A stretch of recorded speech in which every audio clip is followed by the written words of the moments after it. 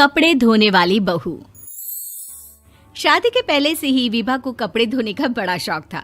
कभी नल के नीचे तो कभी तालाब के पास। अरे मेरी नीली वाली लुंगी नहीं दिख रही है। विभा की अम्मा कहाँ रखी है लुंगी? अरे वो तो विभा ने परसों ही धोकर रखी थी आपकी अलमारी में, देखो वहीं होगी। वो ना मैंने आज धो दी, मुझे लगा कि गंदी हो गई होगी।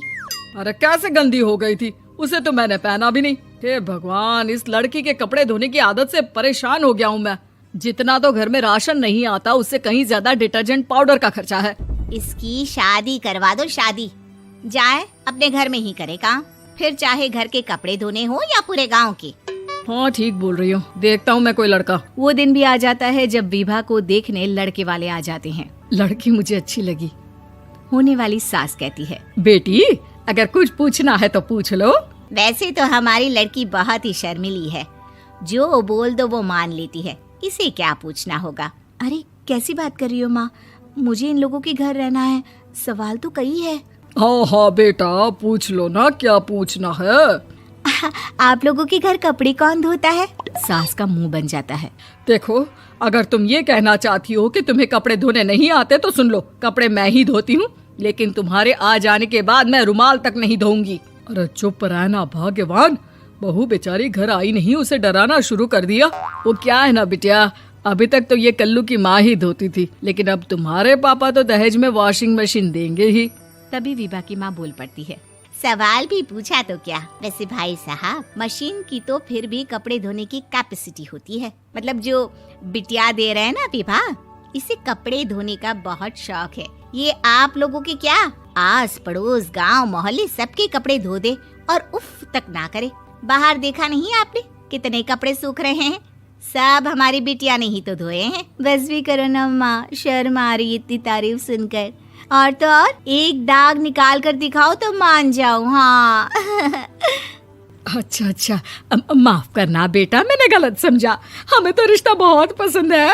और ऐसे जुड़ जाता है रिश्ता कपड़े धोने का शौक रखने वाली विभा का। उसकी शादी हो जाती है कोयला फैक्ट्री में काम करने वाले कल्लू के साथ। शादी के बाद अचानक विभा चिल्लाती हुई सास के पास आती है। सासू माँ, अरे सासू माँ कहाँ है आप? ये तो धोखा है, धोखा दिया आप लोगों ने मुझे। इसे ससुर के चक्कर के बारे में पता चल गया। अरे तो उसमें तुझे क्यों धोखा मिला है? अरे नल में पानी नहीं आता, कपड़े कैसे कब धुलेंगे? अच्छा तू पानी नहीं आ रहा उसकी बात कर रही है। तो आपने क्या सोचा? कुछ नहीं। अच्छा तेरी माँ ने कहा था कि कपड़े धोने का शौक है तुझे, याद आया मुझे। शौक बोलकर कपड़े धोने वाले मेरे जुनून को कम ना आके सासू माँ, कपड़ा धोना मेरा गुरूर है। तभी पति भी वहाँ आ जाता है। अभी मैंने इसे सनी देओल की फिल्म दिखाई है, उसी के डायलॉग मार रही है माँ। अच्छा सुन, साफ साफ बता रही हूँ, पानी सुबह 4 से 6 और शाम को 10 से 12 आता है, समझी? विभा टाइमिंग सुनकर हैरान हो जाती है। ये क्या भूतों का मोहल्ला है? सुबह 4 बजे उठकर कौन कपड़े धोता है? 4 बजे टंकी में पानी जाता है, फिर सारा दिन धोना ना, किसने मना किया? अरे कैसी बात कर रही हैं? 200 लीटर की टंकी में कितने कपड़े धो लूंगी मैं, सुबह ही उठ जाऊंगी मैं। अब क्या था, विभा सुबह 4 से लेकर रात के 12 बजे तक कपड़े ही धोती रहती। एक रोज सास पड़ोस से निकलकर कहीं जा रही होती है कि साथ वाली कहती है, हाँ कल्लू की माँ, जरा ये बताओ कि 2 साड़ी है, 2 ब्लाउज और एक पेटीकोट और एक नाड़े वाला लंबा कच्छा। हाँ तो? अरे तो क्या, कितना लोगी धुलाई ये बताओ। धोबन दिख रहे हैं हम क्या? हमारे पति सरकारी नौकरी से अभी रिटायर हुए हैं और बेटा सुपरवाइजर है कोयला फैक्ट्री में। धोबन समझ रखा है हमें? हाय रे कल्लू की अम्मा, माफ कर दो, वो तो मोहल्ले में यही सब बता रहे थे कि तुमने बहू को कपड़ा धुलवाने के काम में लगा दिया है। सास को पड़ोसन की बात सुनकर गुस्सा आ जाता है। वो घर पहुंचती है जहां घर के बाहर ही इतने सारे कपड़े सूख रहे होते हैं जितने कि किसी धोबन के घर पर। अरे ओ कल्लू की दुल्हन, बाहर निकल। माँ जी यहीं आ जाओ, बाथरूम में चादर धो रहे हैं हम। अरे अभी हम धोते हैं, तुमको बाहर निकलो। ये आस पड़ोस वाले बोल रहे हैं कि हम बहू से कपड़े धुलवा कर उसे कपड़ा धोने वाली बना दिए हैं। अरे छोड़ो ना माँ जी, किन लोगों की बातों में आती हो? आस पास के लोगों का तो काम ही होता है कि वो किसी तरह सास बहू को लड़ा दे। बहू सारे घर के कपड़े धोती है, ये क्या कम है? बोलिए। सास को भी लग जाता है कि वो बहू का ये सनकीपन नहीं छुड़वा सकती, इससे अच्छा है कि खुद ही चुप हो जाए।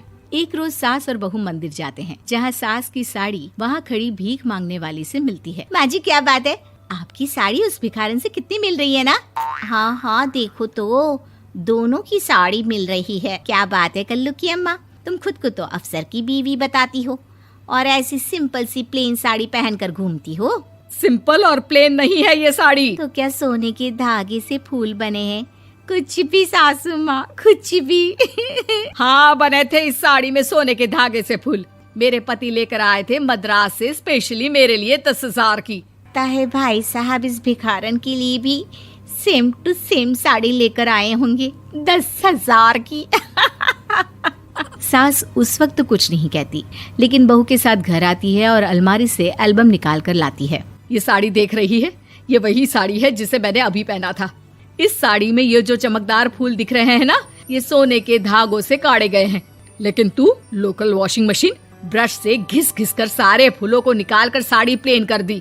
मुझे माफ कर दीजिए सासू माँ। और तो और, जब मैंने तुझे तेरी गलती के लिए कुछ नहीं कहा, लेकिन तूने तो सबके सामने मेरा मजाक ही बना दिया। क्यों? बहू को समझ में आ जाता है कि अब से उसका कपड़े धोना बंद।